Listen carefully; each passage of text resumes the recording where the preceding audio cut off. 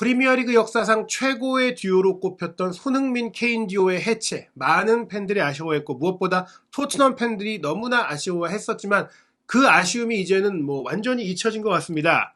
네, 새로운 선수가 등장했죠. 바로 메디슨 선수인데요. 메디슨 선수가 올여름 이적하자마자 손흥민 선수와 굉장한 호흡을 보이면서 이 손흥민의 새로운 특급 도우미로 자리 잡고 있습니다. 또한 이 송케 조합에 이어 새로운 메디슨 조합이라는 이름이 탄생이 되면서 팬들이 열광하고 있는데요. 예, 우리 팬들 입장에서는 당연히 손흥민 선수의 이름이 먼저 나와야 되기 때문에 저희는 손메 듀오라고 부르고 있는데 메디손, 이름 안에 이미 또 이제 손이 들어가 있고 맞아요. 이걸 또 메디슨 선수 본인이 올리면서 영국 현지에서 통용되고 있는 상황인데요. 일단 오늘 새벽에 있었던 토트넘과 풀럼의 경기가 이 손메 듀오의 진가가 그대로 드러난 것 같아요. 두 선수가 한 골씩 기록하면서 토트넘이 2대 0으로 승리했고 이를 통해서 토트넘이 프리미어리그 선두 자리를 탈환했는데 또 하나 중요했던 게 메디슨 선수가 이미 토트넘에 와서 많은 공격 포인트도 올렸고 골도 넣어왔지만 홈 경기에서 득점이 없었는데 이 첫 홈 경기 득점, 홈팬들 앞에서의 첫 골을 손흥민 선수가 만들어준 어시스트를 통해서 나왔다. 둘의 합작골이 나왔다는 거예요. 먼저 손흥민 선수가 포문을 열었습니다. 네, 전반 36분 이 수비 센터백 베시가 패스 미스가 났고요. 이것도 손흥민 선수의 압박으로 통해서 먼저 나왔던 장면이고요.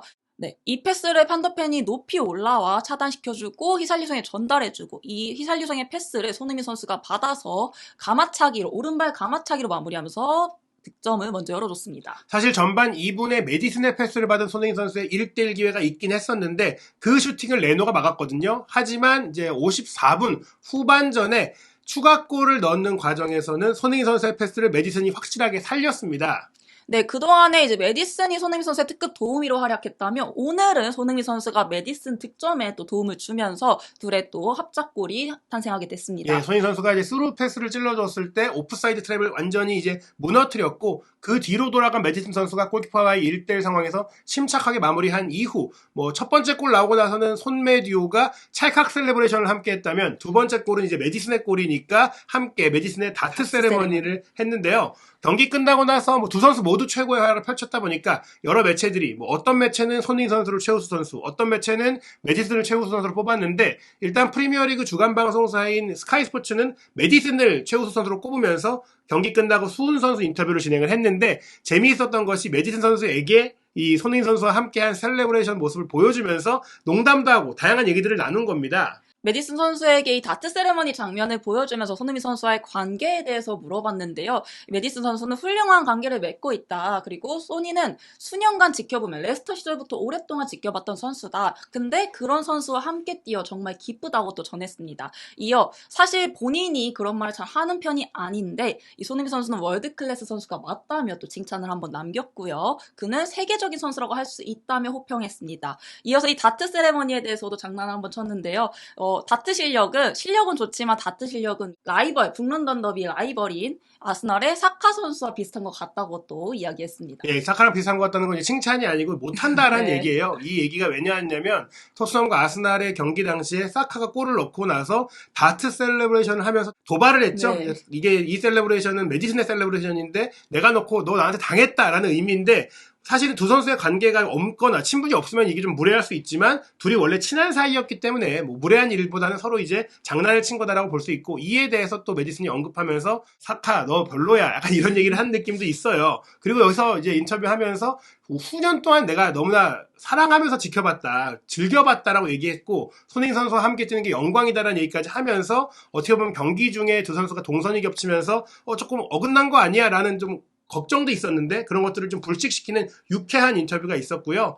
또 말씀드린 대로 이번 경기에 두 선수의 합작골이 나온 게 벌써 이제 올 시즌 들어 세 번째 골이에요. 네, 사실 송케 듀오의 기록을 이을 수 있을지에 대해서 많은 관심이 쏠리고 있는데 이 47골이라는 게 어려운 수치이기도 하잖아요. 하지만 이 단일 시즌 합작골은 가능성도 제기가 되고 있습니다. 벌써 3골을 합작한 가운데 총 11골만 더 넣으면 되기 때문이죠. 예, 2020-2021 시즌에 두 선수가 14골을 합작했어요. 손흥민, 케인이 14골을 서로 주고받고 해서 만들었기 때문에 이게 프리미어리그 최고 기록인데 그 기록과 11골 차이인데 아직 남은 경기가 뭐 29경기나 있으니까 충분히 가능하고 또 그 가능한 이유는 올 시즌에 토트넘이 굉장히 많은 골을 넣고 있는 공격적인 팀이고 그 중심에 손흥민, 메디슨이 있기 때문에 어떻게 보면 사실 뭐 올 시즌 안에는 당연히 어렵겠지만 앞으로 손흥민 선수도 여기서 커리어가 끝나는 게 아니고 메디슨과 함께 몇 년 더 뛴다면 손흥민 선수가 케인 선수와 본인이 만들었던 이 프리미어리그 최다 합작골 기록을 경신할 수도 있다. 뭐 이렇게 볼 수가 있겠습니다.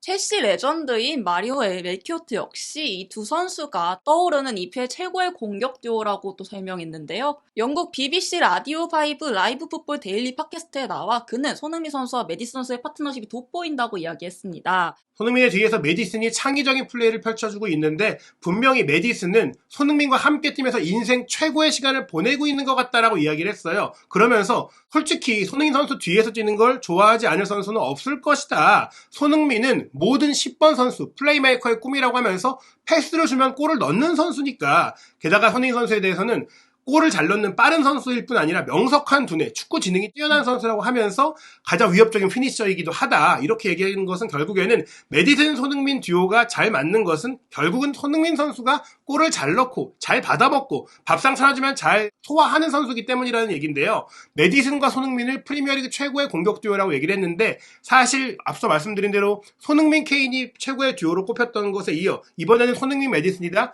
그렇다면 이거는 사실 손흥민 선수는 그 어떤 패스와 붙여놔도 최고의 듀오가 될 수 있는 정말 보장된 한 카드라고 볼 수 있겠습니다. 그런 면에 있어서 메디슨 선수가 손흥민 선수와 뛰는 게 영광이다라고 말하는 것, 본인이 손흥민 선수와 함께 뛰면서 진정한 전성기를 맞게 된 것은 의미 있는 부분인데요. 사실 메디슨이 말했듯이 레스터 시절부터 손흥민 선수를 오랫동안 지켜봐왔다고 했고 이번 풀럼과의 경기를 앞두고도 손흥민 선수에 대한 특별한 인터뷰를 꽤 많이 하면서도 이 둘의 관계가 조명이 됐었습니다. 네, 메디슨이 공개적으로 손흥민 선수의 칭찬을 또 전한 것인데요. 손흥민 선수를 아침에 볼 때마다 꼭 안아주고 싶은 사람이라고 이야기하면서 플러팅이라고 했을까요? 네. 플러팅을 던진 것인데요. 많은 토트넘 팬들이 손흥민을 안아주고 싶어 한다는 걸 알지만 자기는 직접 할 수 있다. 또 이야기 전했고요. 소니의 얼굴에 미소를 짓게 하는데 많은 노력이 필요하진 않다. 그는 원래 타고나기로 착한 사람이라고 이야기를 했습니다. 결국에 성격을 맞추기 어렵지 않고 친해지기도 어렵지 않았다. 팬들 사이에서 손흥민 선수가 얼마나 인기가 많은지를 얘기하면서 나는 그런 손흥민 선수와 친하다라고 농담을 또 한 건데요. 손흥민 선수 곁에 있을 때는 그가 따뜻하고 좋은 사람이라는 걸 느낄 수가 있고 항상 모범을 보여주기 때문에 완벽한 주장이다라면서 주장 손흥민에 대한 내부 선수단의 분위기까지 전해줬어요. 네, 손흥민 선수의 이 긍정적인 에너지가 팀에 전염이 되고 있으며 손에 대한 칭찬은 여기저기서 쏟아지고 있다고 합니다. 그는 훌륭한 주장이다, 훌륭한 친구라고도 호평했습니다. 네, 이렇게 손흥민 선수에 대해서 뭐 모든 찬사를 했던 그 메디슨인데 레스터 시절의 일화를 얘기했던 게 좀 흥미로웠어요. 그 레스터 시절에는 분명히 상대팀 선수이긴 한데 재밌는 게 사실은 손흥민 선수가 어떻게 메디슨뿐 아니라 다른 상대팀 선수랑도 두루두루 잘 지내는 모습들이 많이 있잖아요. 이 과정에서 성대 선수들이 다가오는 건가? 뭐 이런 생각들을 했었는데 메디슨의 얘기를 들어보니까 전혀 모르는 사이였는데 경기가 끝나고 먼저 와서 악수도 청하고 포옹도 해줬다. 그리고 나에 대해서 칭찬을 해줬다. 나의 플레이에 대해서 얘기도 해주고 나를 잘 알고 있는 모습 보이니까 감동을 한 거예요. 네. 사실은 뭐 손흥민 선수가 메디슨에게 굳이 그렇게 얘기해줄 필요도 없었는데 지금은 뭐 토트넘의 주장이니까 잘 챙겨준다고 치더라도 상대팀 선수한테 왜 그러지? 근데 이게 나뿐만 아니라 다른 사람들한테도 그러더라. 다른 상대팀, 다른 라이벌, 모든 선수들에게 이렇게 하는 걸 보니까 그걸 보고 나서 프리미어리그의 모든 선수들이, 다른 선수들이 손흥민 선수를 좋아하게 된 것이고 존경하게 된 것이고 존중하게 된 것이죠. 이런 부분들에 대해서 정말 알려지지 않았던 비화, 어떻게 손흥민 선수는 매번 경기 때마다 다른 팀 선수들과 잘 지내지? 여기에는 다들 그냥 혼자 다가온 게 아니라 손흥민 선수의 노력도 있었던 것이고 이런 손흥민 선수의 진정성이 전해지면서 정말 많은 유럽의 현지 선수들이 손흥민 선수에게 감화되었다. 프리미어리그의 문화 자체가 조금 투쟁심이 넘치고 약간 거친 전쟁자 같은 분위기였는데 정말 즐기면서 웃으면서 행복하게 축구할 수 있는 분위기를 손흥민 선수가 만들어준 게 아닌가 싶습니다. 메디슨과 손흥민 선수가 결국에는 한 팀에서 이제 뛰게 됐는데 사실 프리시즌 때나 또 메디슨의 스타일을 봤을 때는 둘이 잘 안 맞을 수 있다고 걱정하기도 했었고 사실 또 초반 몇 경기는 안 맞았던 플레이 조금은 메디슨이 이기적으로 플레이하는 느낌도 있긴 있었어요. 네, 실제로 이제 메디슨이 전 소속팀 제이미 바디와는 손흥민 선수가 다른 플레이를 하는 스타일의 선수이기 때문에 좀 호흡이 맞지 않았다고 그리고 힘들었다고 밝혔습니다. 이 프리시즌 투어 몇 번 중에서 서로 다른 플레이를 펼치고 있는 것 같다는 생각이 들 때가 많았다고 했는데요. 그건 손흥민 선수와 자신뿐만 아니라 모든 공격수들이 처음에 호흡을 맞춘다면 그럴 것이고 우리는 처음 호흡을 맞추는 것이기에 익숙해질 시간이 필요했을 뿐이라고 설명했습니다. 게다가 이번 경기를 마치고 나서도 훈련장에서 서로 어떤 위치에서 어떻게 뛰어들어가고 어떤 타이밍이 좋은지를 계속 얘기하고 이제 텔레파시를 만들어가고 있다라고 얘기했어요. 지금까지 손캐 듀오는 이젠 맞출 필요가 없는 눈빛만 봐도 아니 그죠. 눈빛을 안 봐도 알 정도였는데 그거는 거의 뭐 7년 가까이 함께 뛰었기 때문에 그런 거였고 메디슨은 이제 막 왔기 때문에 맞추는 시간이 필요한데 그 7년의 호흡을 생각했을 때는 손흥민과 메디슨은 굉장히 빠르게 맞아들어가고 있다. 그리고 그 과정에는 분명히 메디슨 선수가 또 상대팀 선수로서 손흥민 선수를 또 그라운드 위에서 직접 본 것도 있을 것 같고 당장 지난 시즌 손흥민 선수가 부진했다라고는 하지만 또 레스터시티, 메디슨과의 맞대결에서는 또 서로 골을 넣었고 또 그 경기를 지배한 게 손흥민 선수였습니다. 네, 당시 메디슨이 경기 후 인터뷰에서 손흥민 선수를 직접 언급하면서 그의 영향력이 정말 대단하다고 말하기도 했는데요.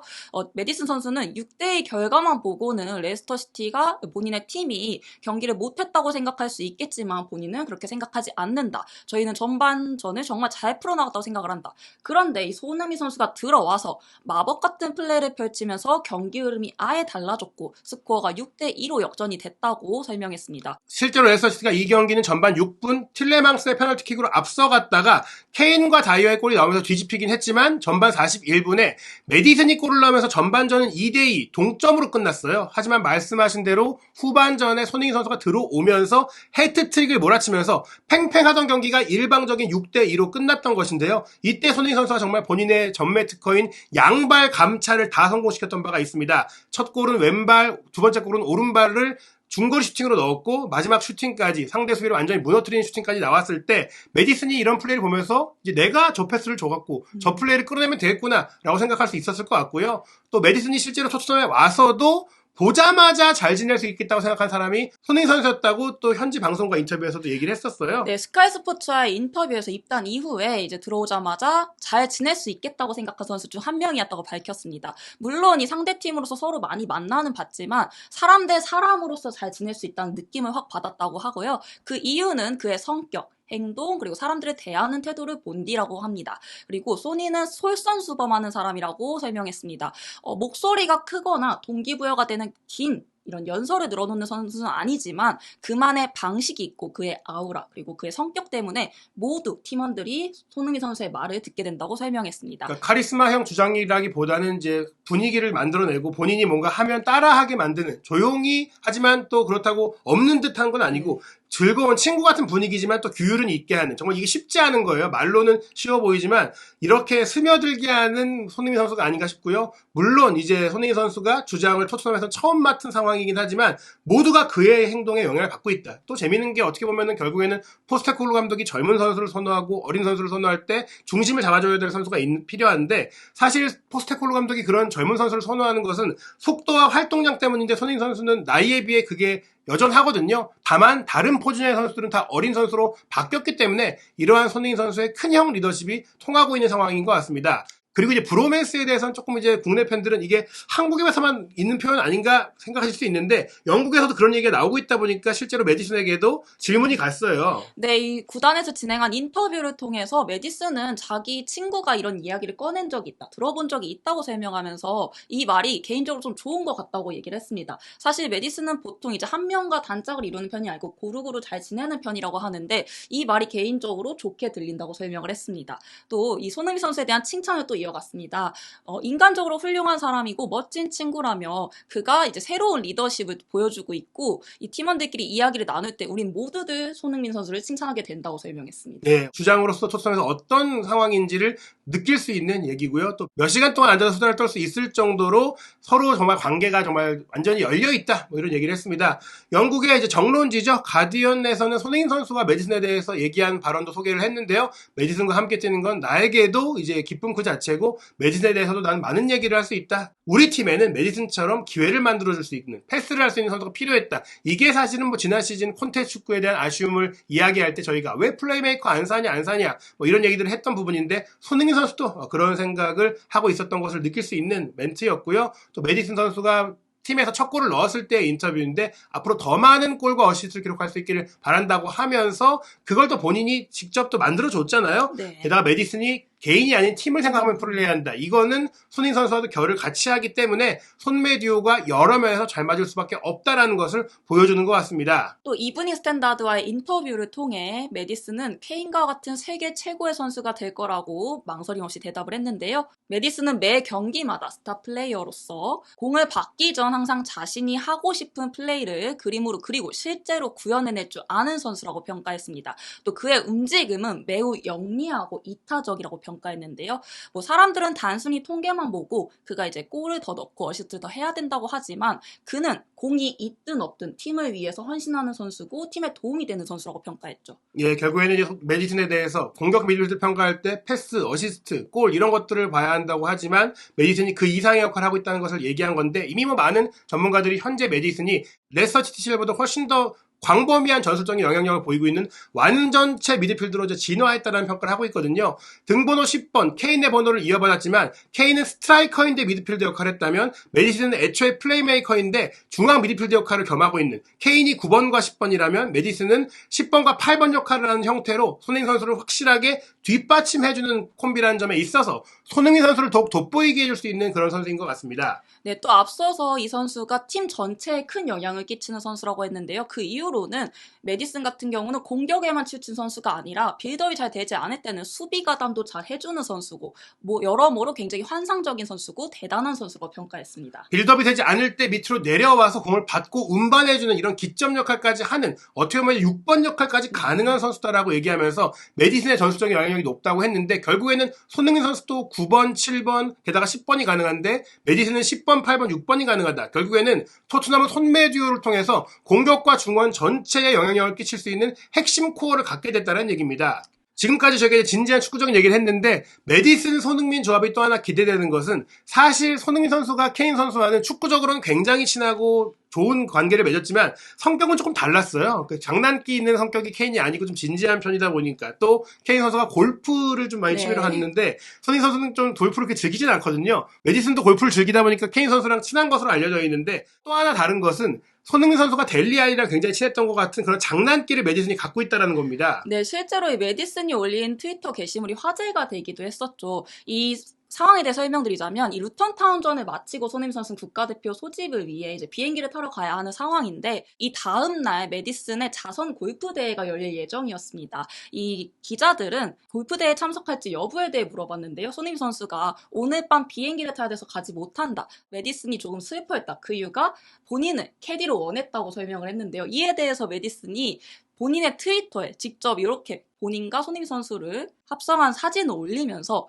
당장 마음을 바꾸라고 또 한번 촉구하는 글을 남기기도 했습니다. 예, 아직 늦지 않았으니까 얼른 오라는 농담스러운 이제 얼굴만 딱 합성해서 붙인 재미있는 게시물을 올릴 정도로 둘이 이제 막역하고 정말 친한 사이라는 것을 느낄 수가 있는데요. 저희가 앞서 말씀드린 대로 메디손 듀오라는 멘트는 메디슨 본인이 자신의 인스타그램 스토리에 올리면서 퍼지기 시작했고 계속해서 좀 많이 밀고 있어요. 근데 재밌는 게 토트넘에 지금 손이 들어가는 선수가 굉장히 많다. 네, 총 4명의 선수가 있습니다. 손흥민 선수를 포함해서 총 4명의 선수가 있는데요. 에메르송 선수, 히살리송 선수, 메디슨 선수. 그래서 이거를 에메르송 로얄 선수가 본인의 스토리에 손 FC라고 올리기도 했습니다. 예, 실제로 캡틴 손흥민 선수를 중심으로 한 이 손들이 잘하고 있는데 뭐 이번 경기도 히살리송 선수가 정말 올 시즌 들어서 가장 좋은 플레이를 펼쳤고 에메르송도 교체로 들어와서 제 몫을 다하면서 토트넘이 전반적인 상승 흐름을 타고 있습니다. 무엇보다 메디슨 선수와 손흥민 선수의 이 조합을 맞추고 이 축구를 구현한 것은 포스테코글루 감독인데 실제로 이제 메디슨 같은 경우에는 이미 잉글랜드의 최고의 미드필더로 플레이메이커로서 기대를 받았기 때문에 다른 팀들도 노렸거든요. 토트넘이 데려올 수 있었던 것이 또 포스테코글루 감독이 결정적이었다고 해요. 네, 메디슨이 인터뷰를 통해 밝힌 일인데요. 통화 중에 이 포스테코글루 감독의 한마디가 본인의 결정에 큰 영향을 미쳤다고 합니다. 포스테코글루 감독은 이런 말을 해도 괜찮을지 모르겠지만 이 클럽에 오든 안 오든 내 밑에서 토트넘은 완전 달라질 것이다. 다른 토트넘을 볼 수 있을 것이라고 말했다고 합니다. 즉 이제 메디슨 너가 우리 팀에 안 와도 나는 다 할 수 있다. 있다. 난 자신 있다. 너가 왔으면 좋겠지만 너가 안 와도 너는 내가 이끄는 토트넘이 정말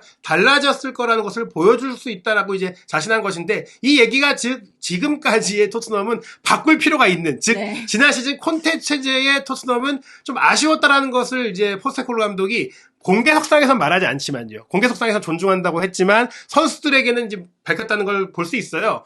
여기서 알 수 있는 게 이 풀럼과의 경기를 마치고 나서 메디슨이 포스테코글루 감독의 축구에 대해서 또 질문을 받고 대답을 했는데요. 포스테코글루 감독이 맡았던 팀들을 보면 항상 앞에 나가서 압박하는 팀들이었다. 그리고 포스테코글루 감독이 부임 첫날부터 우리에게 어떤 순간에도 경기의 어떤 시점에도 하이 프레스, 높은 압박, 전방 압박은 다 불가하다. 그건 우리의 핵심 가치니까 물러설 수 없다. 그러다 보니까 프리시즌 경기 때였는데 샤흐타르 도네츠크와의 경기에서 1대0, 2대0으로 앞설 때 압박을 멈추고 좀 물러섰더니 포스테코글루 감독이 화를 냈다. 너네가 지금 하고 있는 모습은 토트넘이 과거에 리드를 지키려고 했던 그 모습과 비슷하다. 계속 공격하고 압박하는 것은 타협 못한다. 계속 공격해, 압박해. 그러면서 골이 더 나왔다라는 것이고 이 얘기는 지금 콘테 시절처럼 하고 있는데 그거 내가 원하는 거 아니야 라고 얘기를 했다라는 것이죠. 이러한 가치, 손매 듀오에다가 포스테코글루 감독의 지휘까지, 전술까지 토트넘을 기대할 수 있는 요인들이 많은데요. 이제 다음 경기는 크리스탈 팰리스와의 경기입니다. 네, 10월 28일 토요일 새벽 4시에 펼쳐지는 경기겠고요. 이후 11월 7일 화요일 오전 5시에는 또 한 번 런던 더비가 펼쳐지게 됩니다. 토트넘 홈에서 첼시와 맞붙게 되고요. 네, 11월 11일 밤 9시 반에는 황희찬 선수와 맞붙는 코리안 더비도 열릴 예정인데요. 예, 토트넘과 울버햄튼의 경기까지 11월 A매치가 있기 전까지 총 3경기가 있는데 이 3경기에서도 손흥민 선수의 득점과 토트넘의 무패 행진, 선두 질주가 이어질 수 있을지 한준TV에서 토트넘과 손흥민 선수의 최신 소식 확인하시기 바랍니다.